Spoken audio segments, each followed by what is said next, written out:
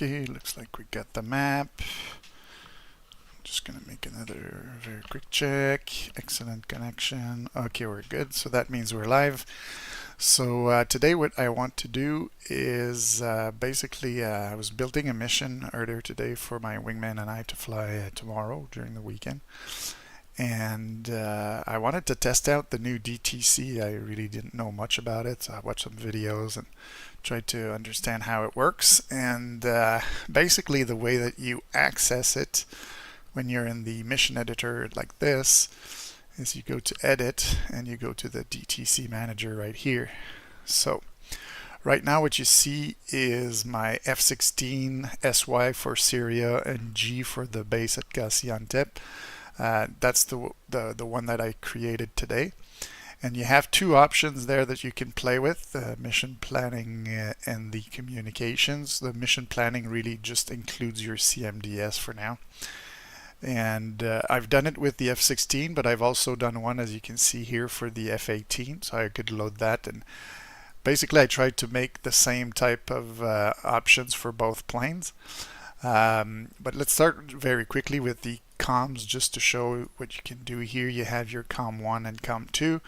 For COM 1, if I go here, I'm going to be flying the F-16 for this example. So in the F-16, the default will be on the 305, but I put channel 2 on 264 because that's where what I've set for my AWACS. And there's a KC-135, which is a possible refueler for us, which is on 270. So I've put 270 at channel 3. So for the F-16, those are the ones that are useful. In the F-18, as you can see here, there's a KC-130.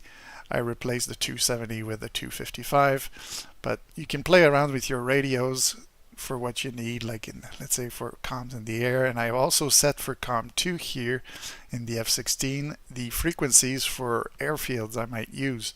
So right now I'm at Gaziantep. That's the first one right there. Channel 2 I've set for Hatay because it's the closest base to the targets that I'm going to hit, and they're defended by MANPADS. So if I get hit and I need to go talk to them to get there in an emergency, I'll have it close by.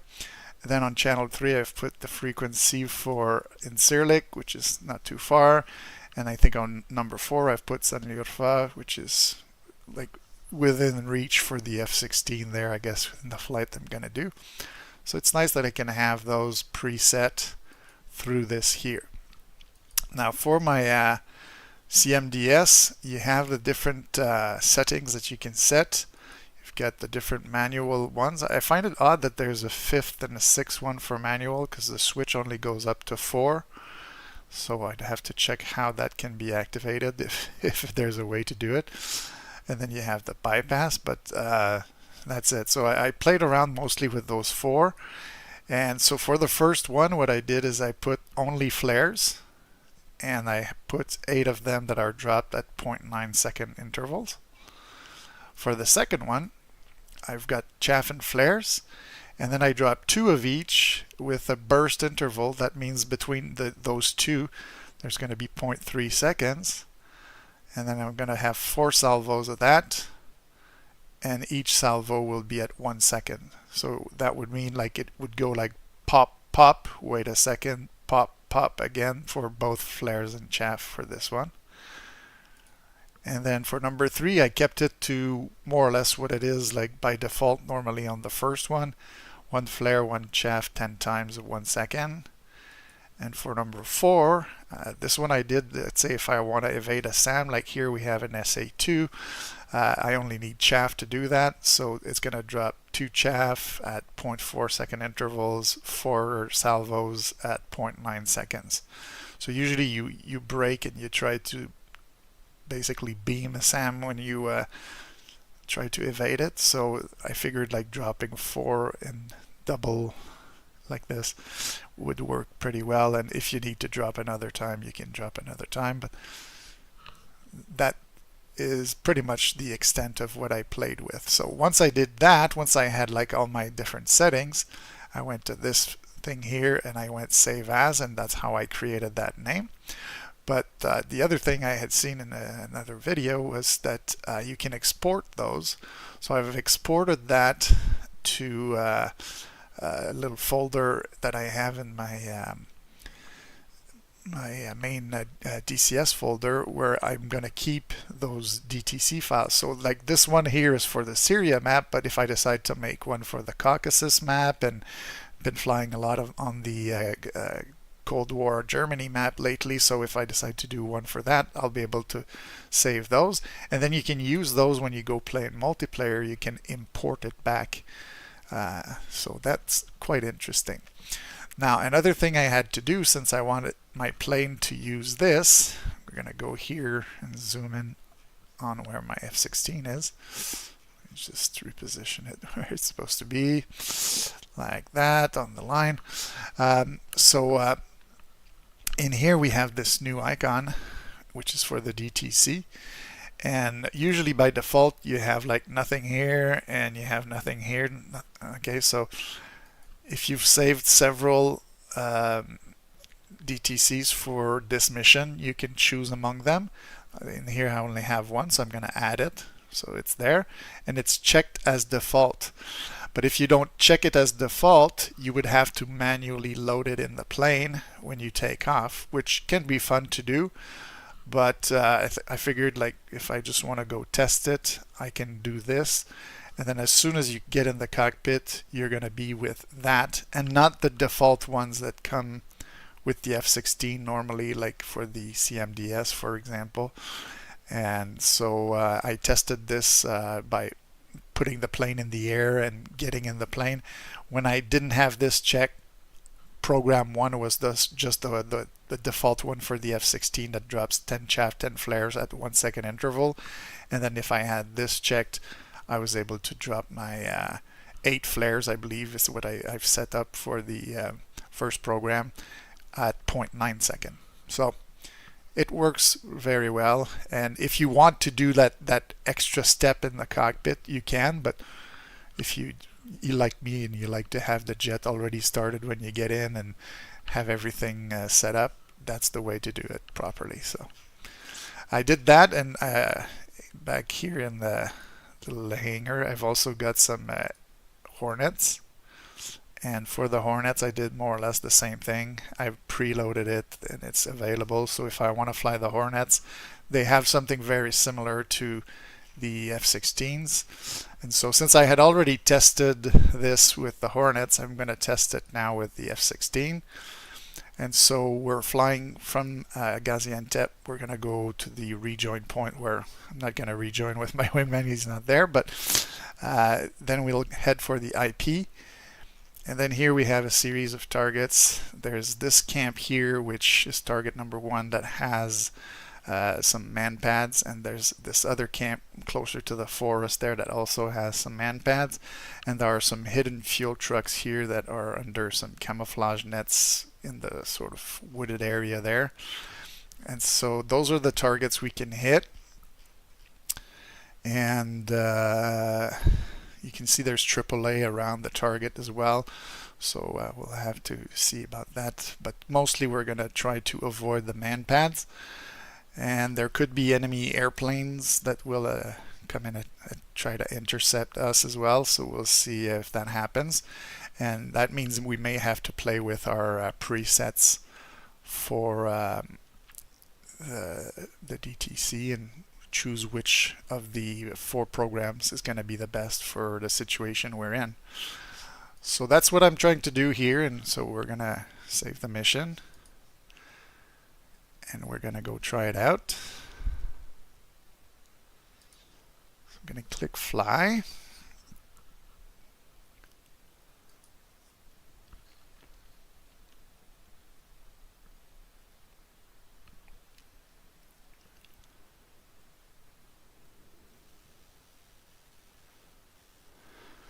So as you can see, I've got some Hornets and some F-16s. I'm going to take the first one of the F-16s there. You can see a MiG-23 somewhere, so there might be some of that in the map. So it's going to be something that might happen. So we have our flight plan and the various actions we're going to do. So here I'm in the cockpit of my F-16. Now, one of the things I notice if I look at the wings is I only have one AMRAAM on each side. Since I'm flying alone, I'm just going to tell the ground crew to put some extra missiles there. I'm going to take another AMRAAM and maybe a 9 mic, and that's going to be that. Request rearming. So it's actually very early in the morning, that's why we see the sun getting up there.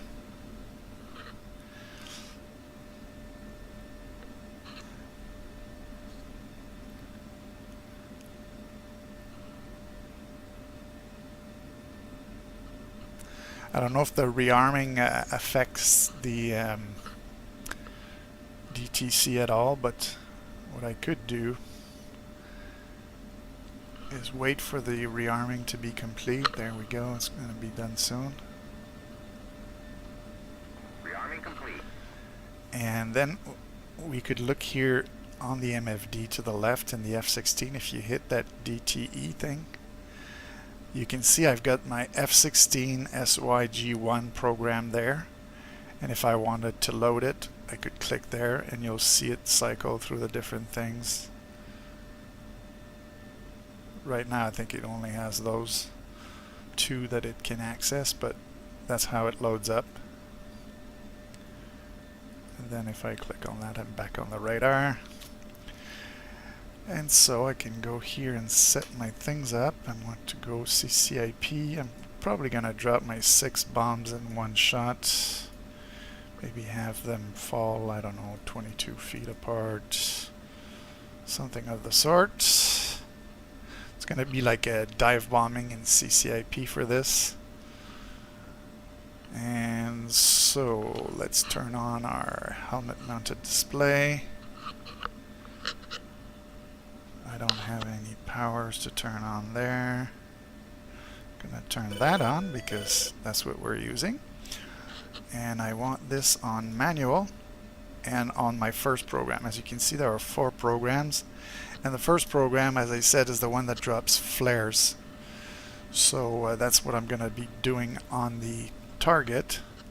If I find that I encounter enemies, I might put it back to number 3 or something like that, where I'll be able to drop chaff and flares. But for now, I'll leave it where it's going to be for the ground attack. So that looks good because we only have like these bombs for air to ground and the gun. I could have loaded rockets for extra fun, but I'm just going with this. So the other cool thing that we can see is if I go to my COM2, and if I go here, for example, and I go up and down, you can see the preset frequencies that we had earlier for the different places. So right now I'm on the 127 frequency. So if I just click on the COM2 again and I go here, I could just click 1, enter, and if I talk to the tower, Springfield 1, request startup.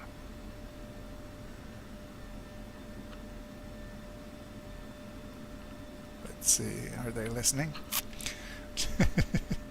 Am I on the right frequency?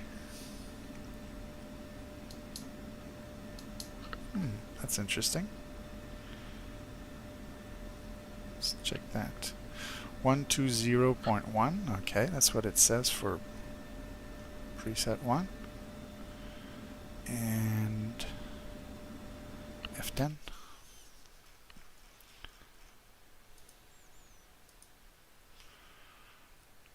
One 120.1. Okay. So let's try that again. Springfield 1, request startup.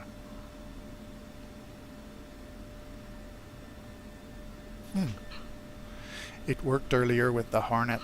It's kind of weird that it doesn't work now with this one. I'll just try doing the 120.0 like that. Whoops, no, that didn't work. 120.10. Wrong button. Okay, let's try that again.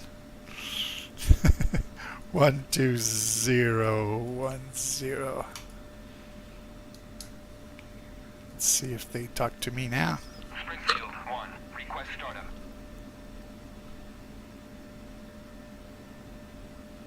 Okay, so they've just decided that they're not talking. Okay, so we've got our nose wheel steering. We'll start moving and we'll see once we get close to the runway if they respond to us. Sort of hurts the demonstration a bit if what we set up doesn't work.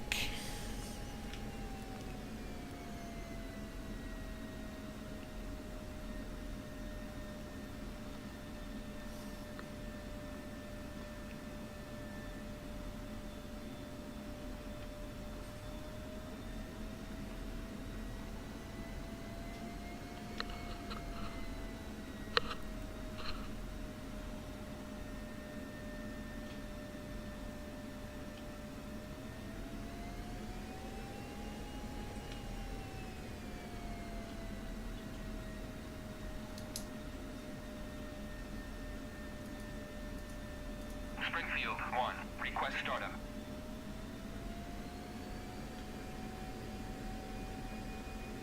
Well, I guess the tower is either pissed at me or it's too early. They're not up yet.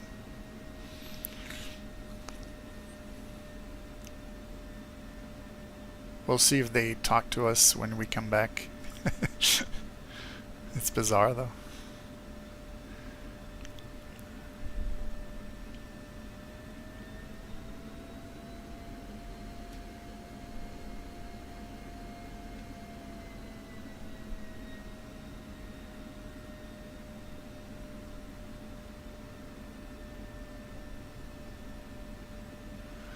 Let's try for the UHF there.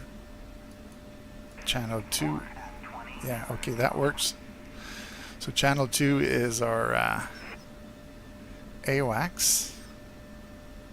And just for fun, I'm gonna try COM1 channel 3 and see if I can talk to the tanker. I think it's Shell. Let's see if he responds. 3-1, Springfield 1, request rejoin.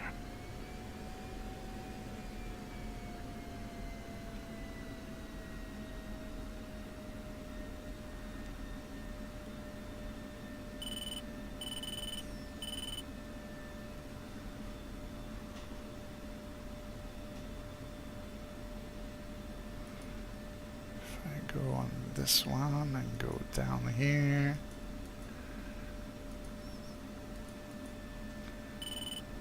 Yeah, I think that's the right frequency for the tanker. Maybe it's because I'm on the ground, I can't call him. Alright, so let's go back to 1. And nope. Let's try that again. 1, enter. What I wonder is if I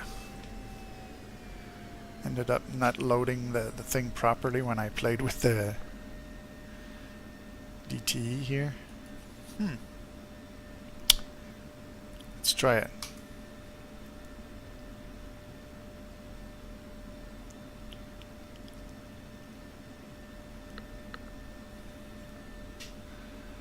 If it hadn't loaded, I wouldn't see the right frequencies when I cycle. So I don't know. Guess we'll have to check for the radios.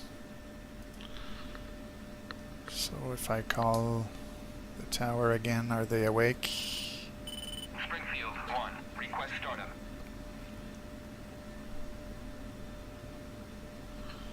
I guess not. So that's just too bad.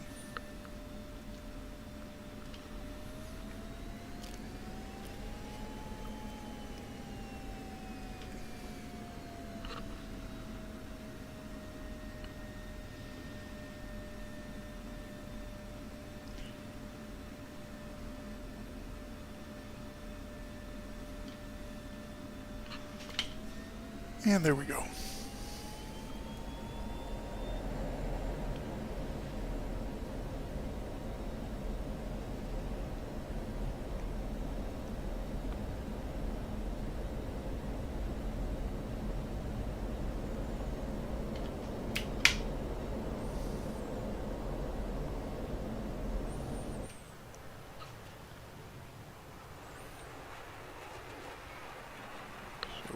airborne now. Gonna check again just for fun. If I go to channel 3, can I talk to the tanker? Or is it 2? Maybe it's 2. No, it's 3. Okay, I'm checking something else here. Okay, Shell is this one. Texaco is this one. That's why I probably couldn't talk to him. Alright, tanker, Texaco. Texaco 2-1. Springfield 1. Request rejoin. Springfield 1. Texaco 2-1. Proceed to pre-contact at 20,000 at 290. Okay, so he's working. Abort rejoin.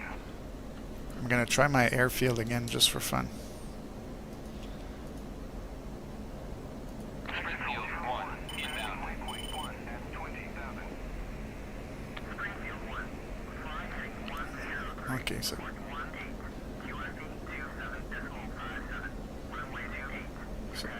so Gaziantep is awakened now, but it's too late, so Springfield 1. Abort inbound. Resuming mission. we'll just abort that.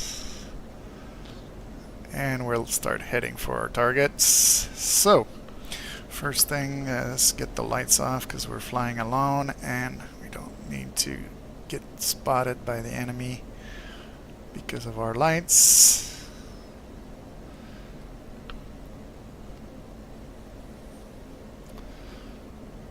So because of all the little issues I've had, I'm curious to see what will happen if I drop countermeasures now, so we'll just have fun from the outside view.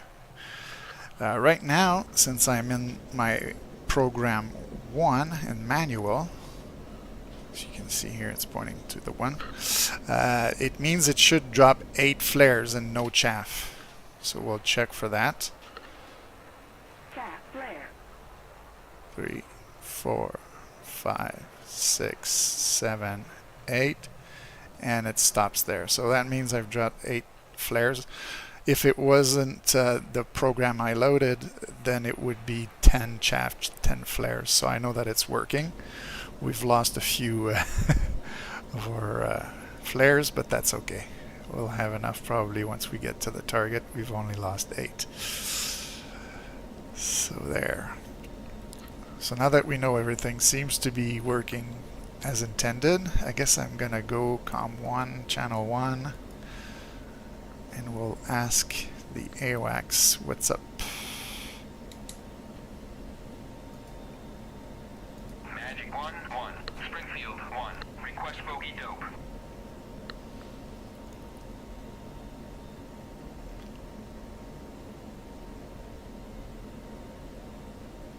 We've got that thing up there that updates, but yeah, I just realized I put it on channel 1, but channel 1 is 305. The AWACS is on channel 2. Let's try that again. Magic 1-1. Springfield 1. Request bogey dope. Springfield 1. Okay, so that's working.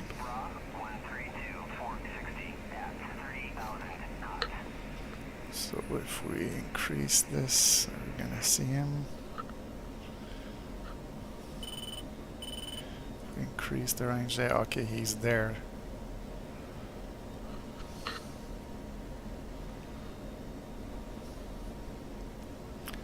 Alright, so I've just noticed that I'm passing my first waypoint, so we'll turn left for the next one.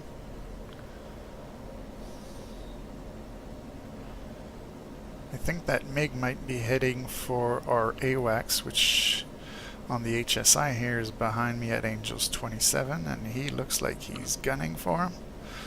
So maybe we'll do like a nice little gesture by taking care of him before he goes to take care of our AWACS.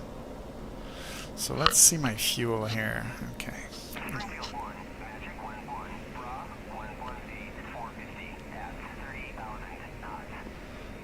So I'm gonna go with the radar. So actually I should switch to AA.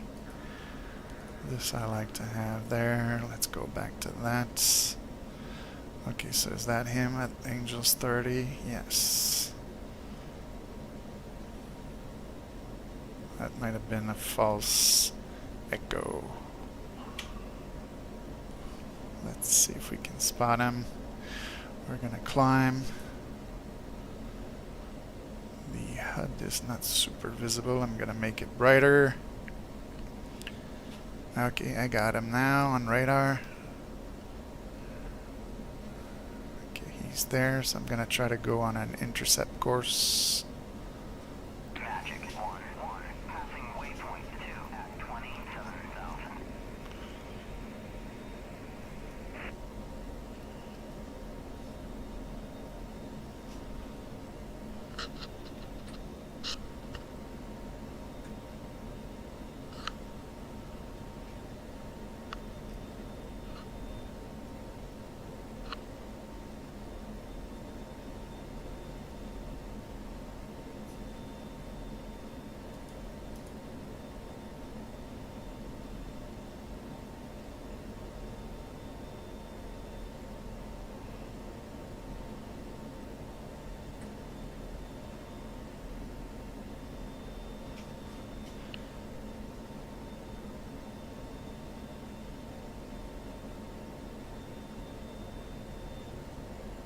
I'm gonna be like almost right in the sun when I get to him.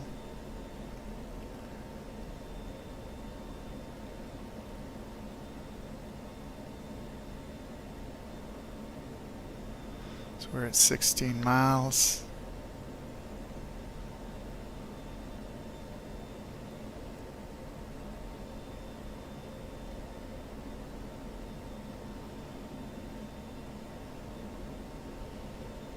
And now we're gonna go Fox 3 on him. There we go.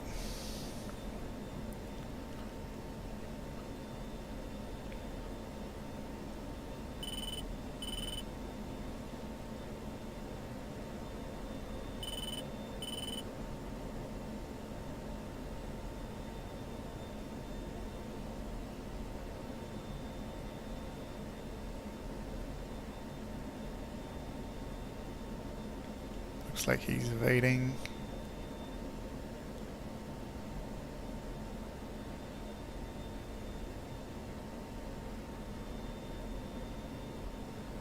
Looks like there's an impact.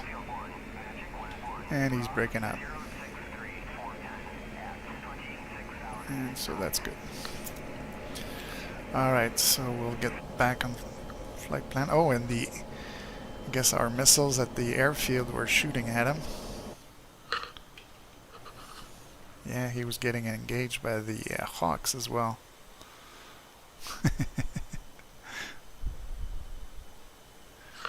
See the lines in the sky there. Alright, so there could be another MiG. Okay. Yeah, we've got something here. Angel 7. I was hoping to go for air-to-ground attack, but it looks like there's a lot of air-to-air.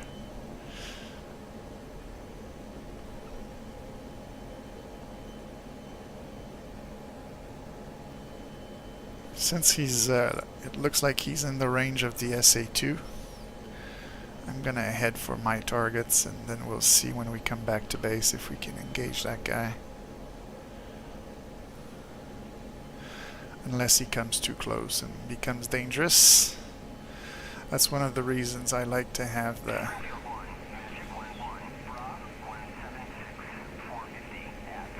this here. I like having that so that I know when it's coming, and of course, since I asked for a bogey dope, the AWACS in-game is also giving me updates once in a while.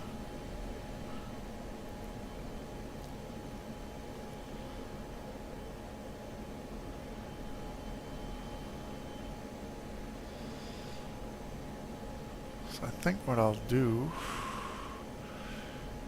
is, yeah, I'm gonna head straight for my IP. So the enemy is now 44 miles. He's becoming a bit more dangerous.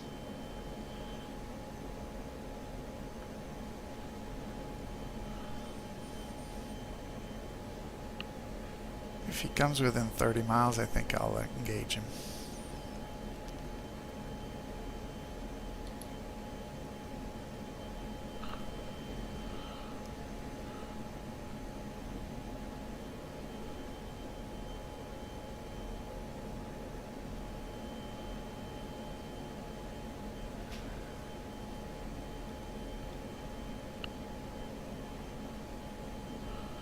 I don't like doing air-to-air with these.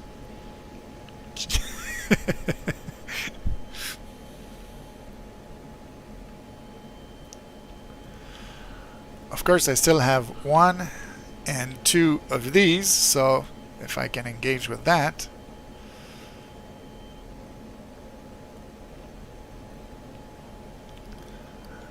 Alright, so let's go track while scan.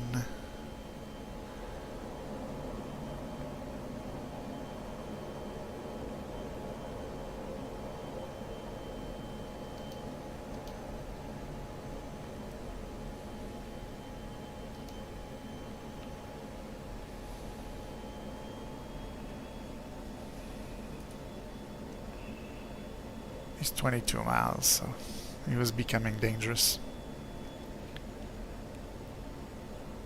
How are we doing on fuel? 7,000.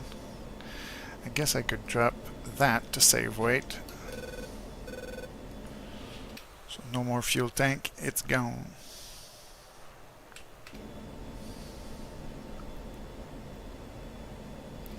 "14 miles, he's coming real fast. It's a MiG-21. Fox 3. Gonna crank right.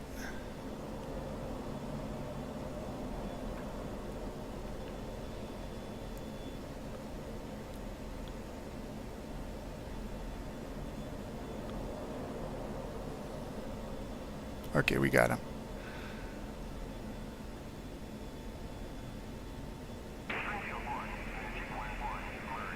Okay, he's not gonna bother us anymore. That's him going down.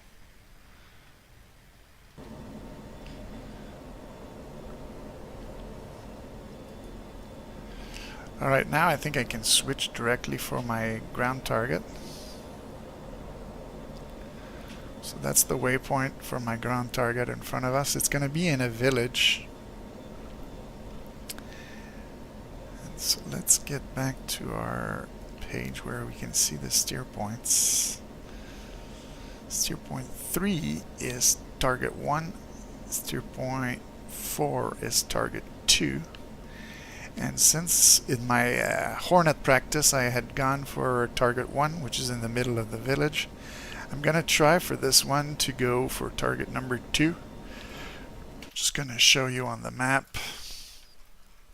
Target number 2 is like right here. So if we look at my waypoints, it's waypoint 4. And if you're curious to know what the target looks like, it's going to look like that. And there's a little friend with the MANPADS on his shoulder there. So those are the people we're going after now. Well, it's the people we were going after since the beginning of the mission. It's just we had a few MiGs to take care of as well.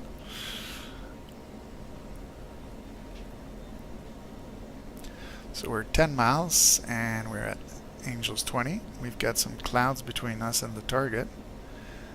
And so we'll try to surprise them a little bit. Now, what I want to do is make sure that I'm on the right program, program 1, manual. And then as I start my dive on the targets, I will pre-flare.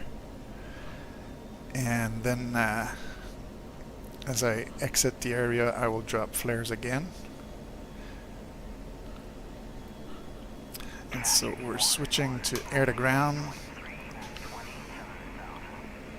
That's one of the things I like with the F-16 is you have that lozenge that you can follow with your helmet display.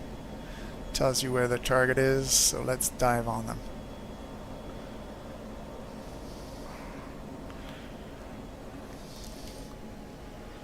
And so pre-flaring now.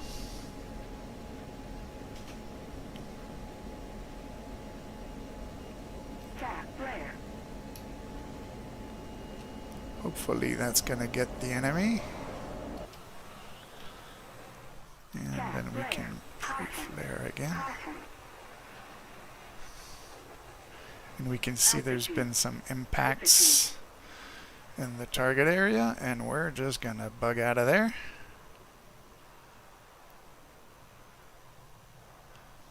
And at this point I guess we're safe, so we can start climbing again. So if we go on F7, is there something left of the target area? Looks like our bombs did their work there. So that's what we wanted.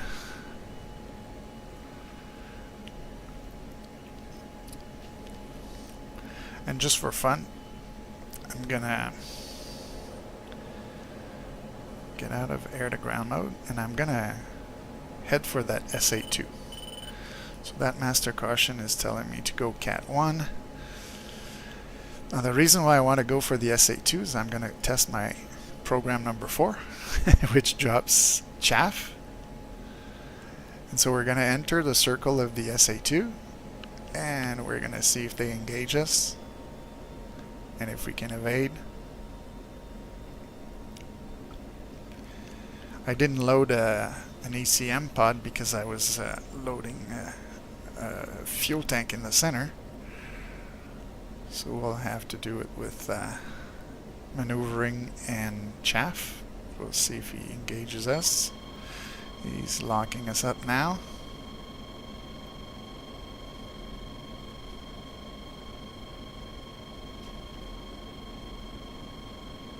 We're within his danger circle.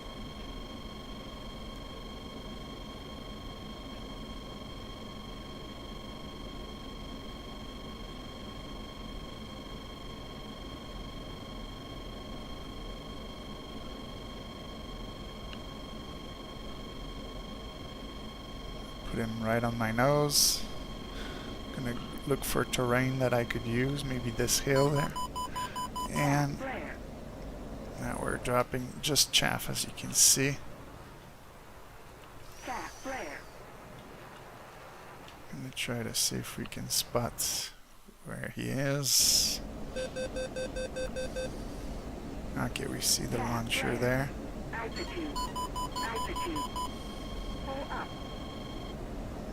And we'll get really low and out of his reach.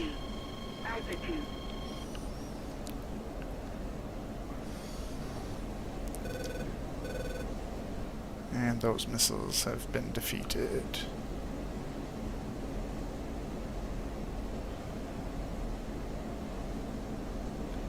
Nothing coming after us.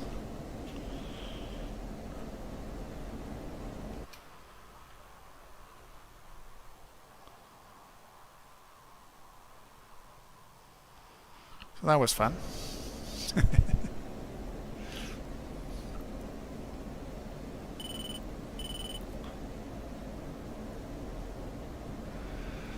So I'm just gonna go forward on my waypoints all the way to the ones that are gonna bring me back to base. I'm trying to see if I'm gonna go attempt an air-to-air refuel, because while we're flying, might as well practice. At this point I've accomplished my air-to-air and air-to-ground objectives, and I've also tested my countermeasures. I'm still on the chaff program, as you'll see here. Cluck, cluck, cluck, cluck, cluck, cluck, and one more. There we go.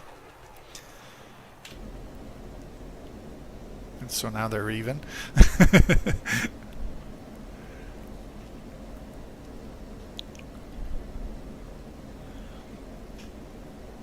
If I wanted to be ready for anything, I would probably just put it back to number 3.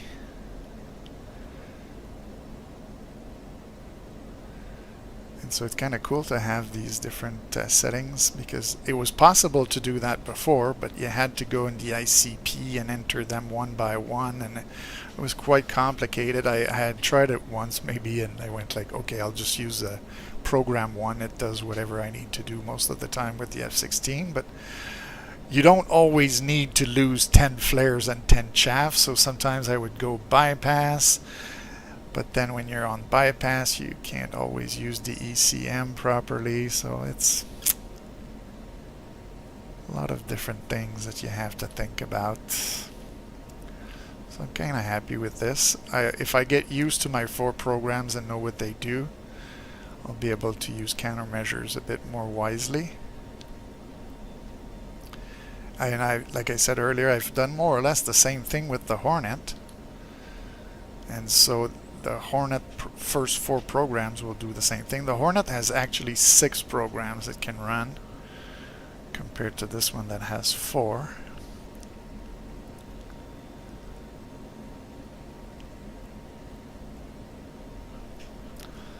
So yeah, that's kind of a fun little thing.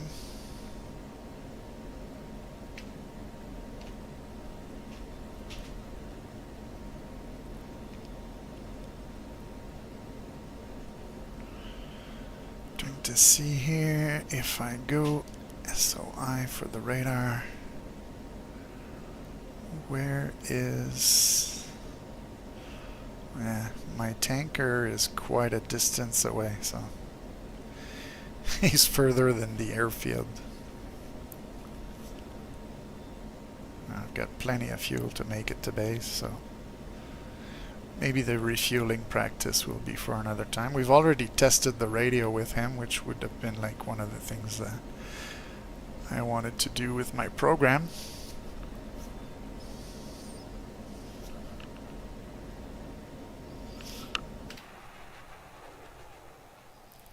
So yeah, we can enjoy the scenery on another great Ugra Media map. Been flying a lot on the new Cold War Germany map lately, but this is still a very nice map.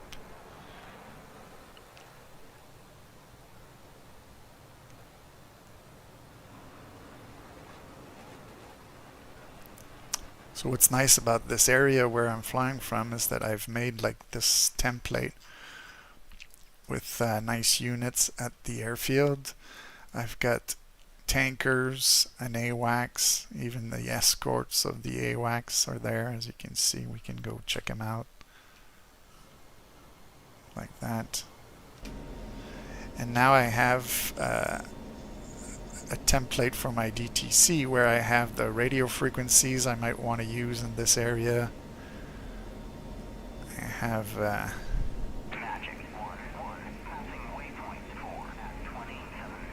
a lot of things that I can preload in the mission, so that it doesn't have to be done manually.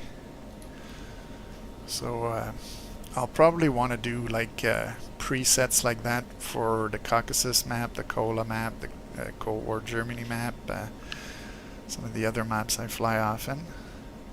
That way when you build the mission, you don't have to enter all your radio frequencies, you don't have to enter other details in the mission.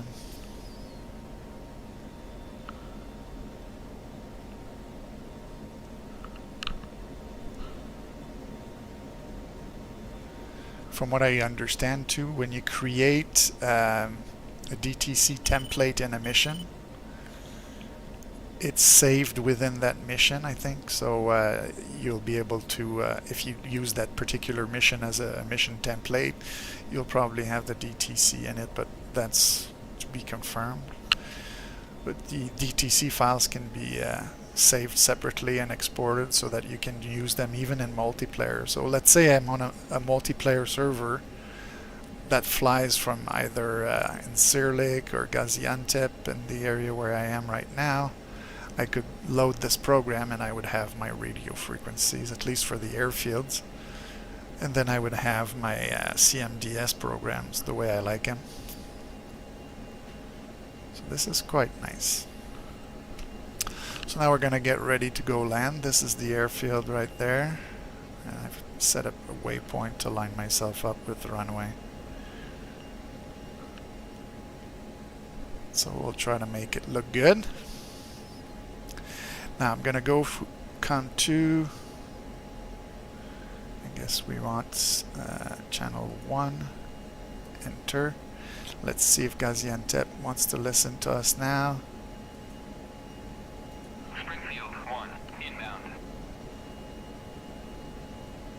Springfield 1, flying heading 025, towards Squawk.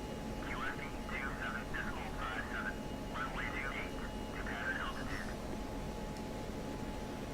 There we go. So we're gonna go idle, air brakes out, pull on the stick to pull some G's and get some speed. Bled as we turn. Let's pull some more G's because we can. We're now in Cat 1. Although I'm still 8 miles away, I don't have to be super slow at this time, but it's nice to get the wheels down early.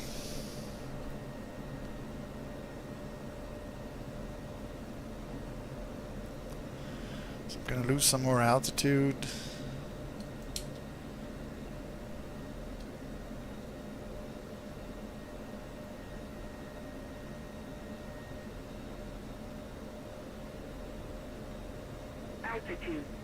Altitude. I like to set my flight path marker somewhere between 0 and -5 degrees, and so as you can see the waypoint is now there. So I'll drop the speed again with the air brakes. Springfield 1, request landing. Get our gear down. Runway 28.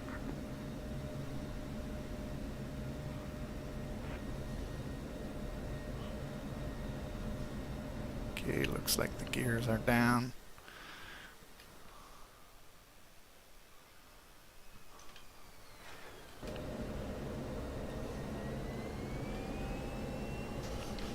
Get our feet on the pedals.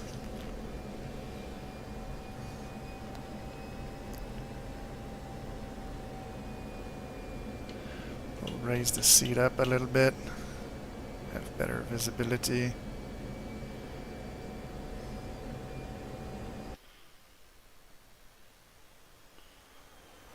Nice and steady.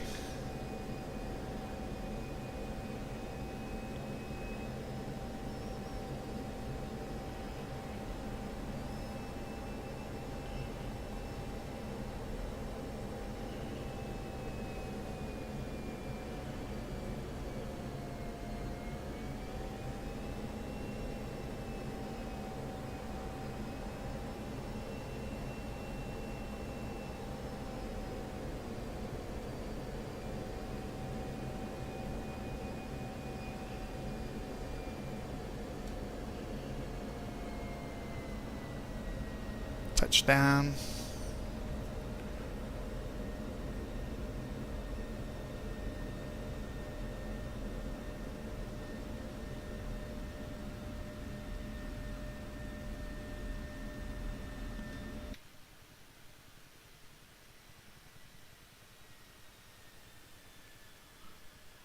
I think we heard the helicopter in the background that's flying around.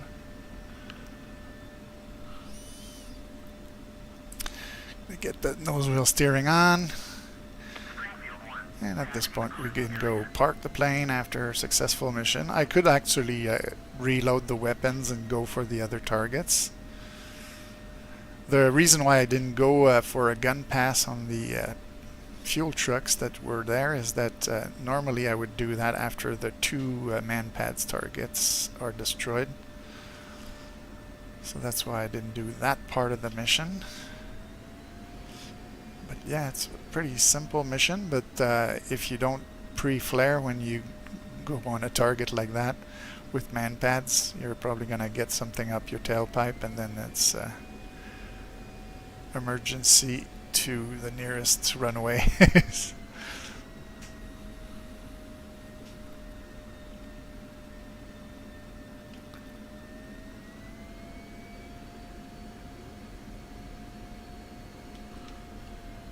This is where I park my Spanish Hornets. The way I've set up this base is I've put Spanish Hornets that are from a Tiger squadron. And as you can see, my F-16 has the Tiger markings on the tail, so everybody's a Tiger here.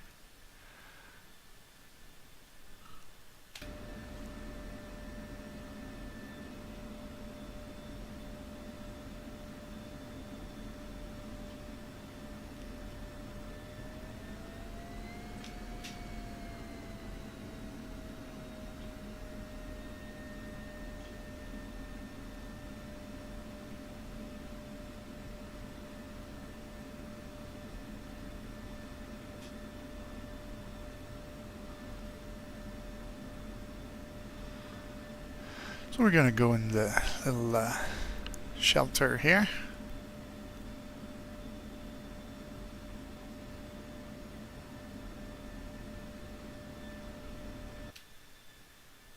Guess that's going to be good. Alright, let's just zoom in like that. Ask for the wheel checks. Whoops. Ground crew. Wheel checks, place. Place the wheel chocks. Copy. Wheel chocks are now in place. And so we can get the parking brake on, and then we can say, well, we're done with that.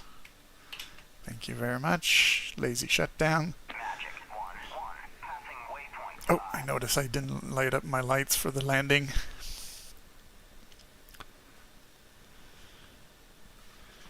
Could have done this, but I didn't. There's that helicopter behind us that's flying by, patrolling.